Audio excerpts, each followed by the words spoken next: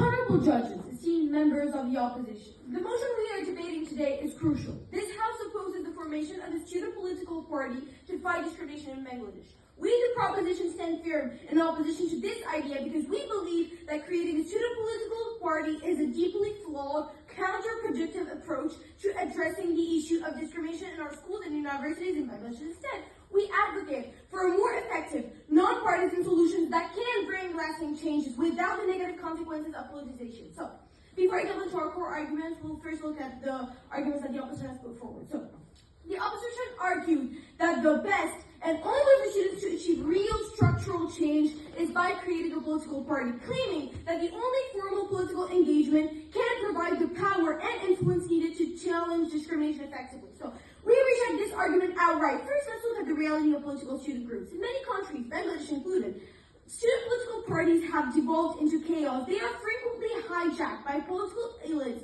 who see them as a stepping stone to gain influence rather than as genuine movements for change. These students' groups, rather than fighting for justice, become tools for larger political agendas rejected. They descend into fighting, manipulation, and corruption. In Bangladesh, student political factions have led to violence and disruption on campuses, undermining education and creating a toxic environment for students. So, is this really the kind of change we want? Do we want our universities to become breeding grounds for political battles, where students are manipulated into supporting political interests that do not even reflect their own beliefs? The truth is that creating a political party is not about fighting for justice. It's about advancing the interests of those who have power over us. It's about corruption and division. And the students themselves will be the ones who lose in the end. So second of all, the opposition claimed that forming a political party rejection will mobilize students, giving them the platform to voice their concerns about discrimination. They argue that political parties are the most effective means to rally students and organize large-scale efforts against injustice. So, again, we reject this premise. While student engagement is important, the formation of a political party is not the answer. Let's think about the distractions and divisions that will inevitably arise. Student politics is rarely unified. Instead of focusing on fighting discrimination, students will find themselves wrapped up in endless political maneuvering. So, campaign strategies and factional disputes. The focus will shift from constructive, meaningful action to partisan bickering. So what happens to students who are not politically inclined or those who do not want to be part of a political party?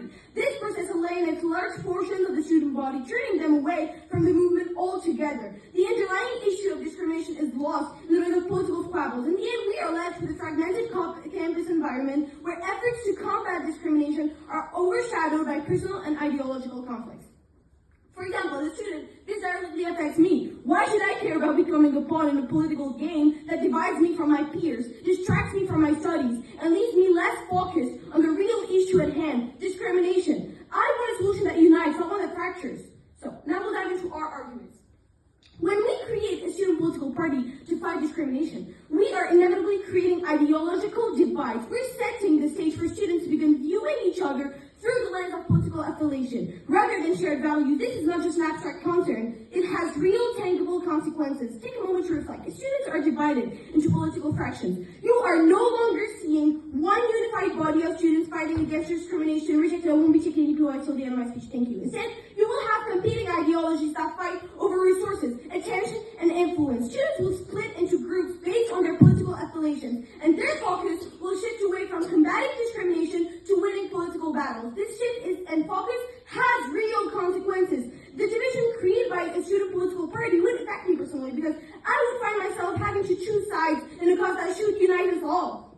Instead of working together with everyone to solve the problem of discrimination, I would be forced into a political conflict that has nothing to do with the core issue. I would lose the opportunity to work with people from different backgrounds, students who are equally passionate about equality but may have different political beliefs. So, next. The creation of a student political party is not just a distraction for a few weeks. That's what they seem to misunderstand. It's an ongoing commitment that will pull students away from their primary purpose, education. By joining political groups, students will spend time organizing rallies, drafting manifestos, and engaging in political debates. This does not lead to a productive outcome in terms of education or in solving the problem of discrimination. Why should I care as a student? Because education is my future. I'm here to learn, to gain skills, and to build a future, not to get caught up in some political battle. The reality is that these political groups will end up consuming more of my time, and the precious time I could spend on studying or engaging in extracurricular activities will be followed by political campaigns that distract from the real fight. It will lead to inefficiency in our academic environment, and we will lose sight of the core mission of universities, academic and personal growth.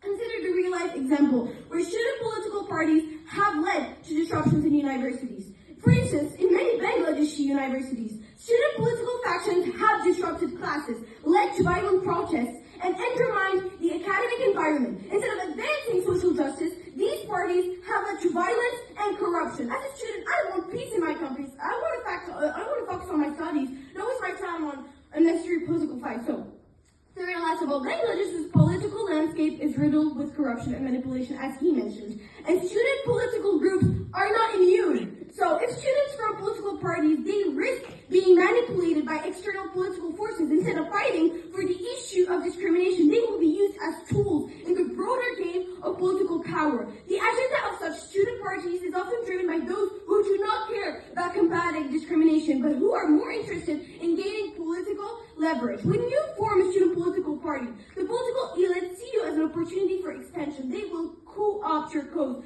use you as puppets, and ultimately dilute movements. Even those created with good intentions can often turn into instruments of political manipulation. This would undermine the authenticity of our efforts rejected. The original goal of fighting discrimination would become tainted as we are swept into the machinations of political elites. So it will no longer be about justice, but it will be about winning elections and gaining political advantage. My struggle will be used to fuel someone else's ambition, and this is the reality that none of us should accept. So now let me present a better, stronger solution. Non-political grassroots movements that empower students and engage communities without diving them. Here's how.